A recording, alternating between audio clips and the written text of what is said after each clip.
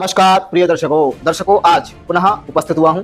दोस्तों आज मैं बात करूंगा तलाक पार्ट 2 के बारे में। पहले मैंने आप सभी को बताया था तलाक पार्ट 1 में किस किस ग्रह की वजह से तलाक का योग बनता है, और आज मैं पुनः आपको बताऊंगा पार्ट 2 में तलाक किन किन ग्रहों की स्थितियों की वजह से बनता है। तो दोस्तों यदि आप अपनी जन्म कुंडली का अध्ययन कराना चाहते हैं तो मात्र मैं 251 रुपए में कुंडली का अध्ययन करता हूं। आप मेरे से कितनी भी देर बात कर सकते हैं और कितने भी प्रश्न आप मेरे से अपनी कुंडली के द्वारा पूछ सकते हैं। तो दोस्तों ये केवल ऑफर जो है यूट्यूब चैनल वालों के लिए है। जो लोग मेरी वीडियो देखते हैं और मेरे से यूट्यूब के द्वारा संपर्क करेंगे उनके लिए मात्र मैं 251 रुपए में कुंडली अध्ययन करके बताऊंगा। तो दोस्तों चलिए आज का कार्यक्रम में प्रारंभ करता हूं। देखिए सबसे पहले हमें ध्यान देना है कुंडली के अंदर तलाक का योग कब बनता है। देखिए जन्म कुंडली में क्रूर ग्रह होते हैं हमारे सूर्य, राहु, केतु, शनि। ये सारे ग्रह हमारी जन्म कुंडली में क्रूर ग्रह माने जाते हैं। जैसे मंगल भी आ जाता है।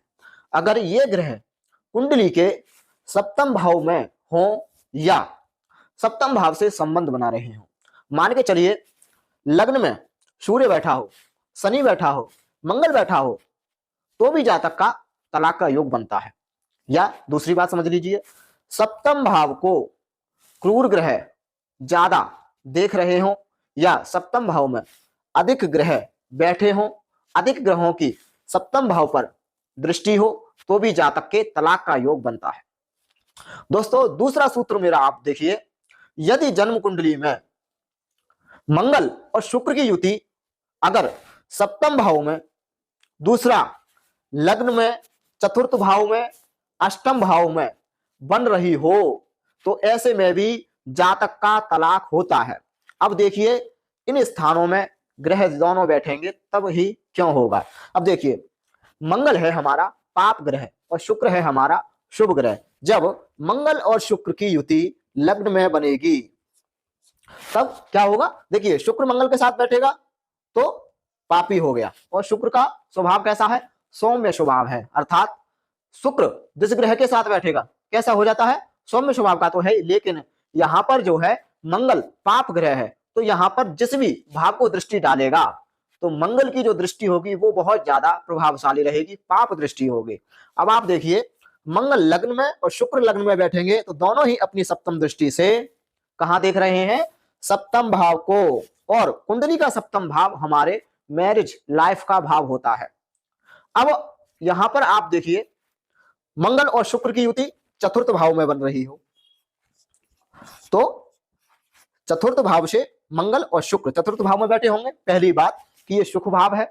यहां पर यदि पाप ग्रहों का संबंध या पाप ग्रहों की दृष्टि हो चतुर्थ भाव पर, तो भी जातक के तलाक का योग बनता है, या पत्नी से पति से बहुत ज्यादा समस्याएं बनी रहती हैं, लड़ाई झगड़े की समस्या बनी रहती है। अब देखिए चतुर्थ भाव में शुक्र और मंगल बैठेंगे तो मंगल की होती है चौथी दृष्टि। चौथी दृष्टि कहां जा रही है, सप्तम भाव पर।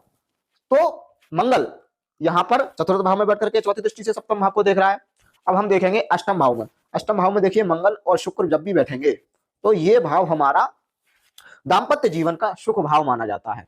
अगर लड़के की कुंडली है तो पत्नी के सुख का भाव माना जाएगा, और अगर लड़की की कुंडली है तो पति के सुख का भाव माना जाएगा।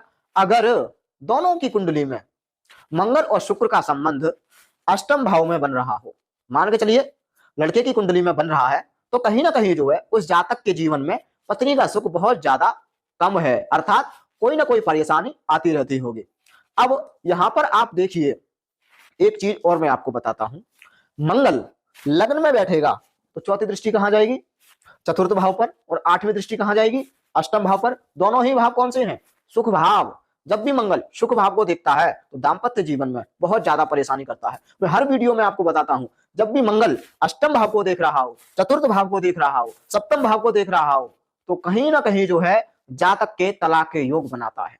और एक सूत्र और आप देखिए, यहां पर जन्म कुंडली में सप्तम भाव का स्वामी बृहस्पति हो, और यदि बृहस्पति चतुर्थ भाव में अकेला विराजमान हो जाए तब भी जातक का तलाक होता है, क्योंकि बृहस्पति यहां पर चतुर्थ भाव में अकेला बैठेगा तो क्या करेगा, स्थान हानि करो जीवा। जब बृहस्पति अकेला बैठता है उस स्थान की हानि करता है, और स्वामी कहां का है, सप्तम भाव का। तो दोस्तों ये सूत्र भी आप नोट रखिए कि अगर जन्म कुंडली में सप्तमेश बृहस्पति हो और चतुर्थ भाव में या अष्टम भाव में अकेला बैठा हो तो निश्चिंत ही जातक का तलाक अवश्य होगा। अब आप एक सूत्र और लीजिए, यदि जन्म कुंडली में शुक्र निर्बल हो, अंशहीन हो, अर्थात शुक्र 0 से 12 अंश तक का हो या 24 से 30 अंश तक का हो, तो भी जातक के दाम्पत्य जीवन में बहुत ज्यादा परेशानी आ जाती है।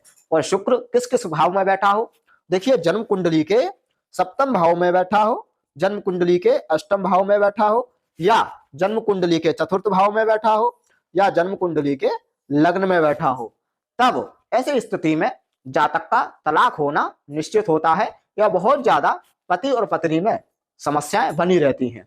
ऐसा होता है जैसे कोई व्यक्ति हमसे कह रहा है हमारी शादी तो हो गई है लेकिन हमें पति पत्नी मानता ही नहीं है। ऐसी स्थिति में अर्थात पति का पत्नी को सुख नहीं मिल रहा है। तो दोस्तों ये स्थिति बहुत ज्यादा कुंडलियों में देखी जाती है। अगर आपकी कुंडली में शुक्र निर्बल हो, अंशहीन हो, पाप ग्रहों के साथ बैठा हो, मंगल के साथ बैठा हो, तो आपके जीवन में बहुत ज्यादा समस्या बनी रहती है। अब आप देखिए सप्तम भाव में कौन हो, सूर्य कैसा हो, नीच का। तो सूर्य कौन सी राशि में नीच का होता है, तुला राशि में। अब देखिए सूर्य तुला राशि है, यहाँ पर तुला राशि में सूर्य नीच का हो या लग्न में तुला राशि हो, यहाँ पर सूर्य नीच का हो, ऐसी स्थिति में क्या होता है, यदि लड़की की कुंडली में यह स्थिति बन रही होगी तो लड़की अपनी पति की बातों को नहीं चलने देगी। अगर पति की कुंडली में ऐसी स्थिति बन रही होगी तो पत्नी की बात को ऐसा पति नहीं चलने देता है और इस अवस्था में बहुत ज्यादा लड़ाई झगड़े की समस्या बन जाती है, तब भी जातक का तलाक हो ही जाता है। देखिए आज के समय में नॉर्मल बात है, व्यक्ति ज्यादा सोचता नहीं है। आजकल लड़कियां भी जॉब करने लगी हैं और लड़के भी जॉब करते हैं, दोनों ही लोग पैसे कमाते हैं। जब दोनों में अनबन की स्थिति बनती है तो सीधी सी बात आ जाती है कि तलाक। तो व्यक्ति जो है तलाक की तरफ भागता है। उसको क्या चाहिए, जीवन में सुख चाहिए। इसलिए जो है आजकल बहुत ज्यादा तलाक होने लगे हैं। और पहले के समय में जो है व्यक्ति बहुत ज्यादा सोचता था, समाज के बारे में सोचता था, परिवार के बारे में सोचता था, लेकिन आजकल जो है कोई भी समाज के बारे में नहीं सोचता है। इसलिए और दोनों ही लोग अपने पैरों पर खड़े होते हैं, इसलिए बहुत ज्यादा तलाक हो रहे हैं। ऐसा नहीं है कि कुंडली में पहले ऐसे योग नहीं बनते थे, लेकिन स्थिति के अनुसार अगर देखा जाए तो प्रेजेंट टाइम में जो लड़कियां हैं वो लड़के से ज्यादा पैसे कमा रही हैं और लड़के हैं वो आजकल जो है बहुत ज्यादा मेहनत करते हैं लेकिन चीजों को नहीं समझ पाते हैं। तो दोस्तों अगर आपकी जन्म कुंडली में किसी भी प्रकार से ये स्थितियां बन रही हैं तो आप उन ग्रहों का तत्काल जाप निवारण कराएं, तभी आपके तलाक का निवारण होगा, अन्यथा आपके दाम्पत्य जीवन में समस्या बढ़ती ही जाएगी। तो दोस्तों आपको अगर यह वीडियो अच्छी लगी हो तो आप इस वीडियो को उन लोगों तक शेयर जरूर करें जिन लोगों में बहुत ज्यादा लड़ाई झगड़े की स्थिति बनी रहती है, पति पत्नी की बात को नहीं मानता है या पति और पत्नी में बहुत ज्यादा मतभेद की स्थितियां बनी हैं। तो दोस्तों यह वीडियो आपके लिए थी और अगली वीडियो में लेकर के उपस्थित होऊंगा किन किन दोस्तों को प्रेम में धोखा मिलता है। राधे राधे।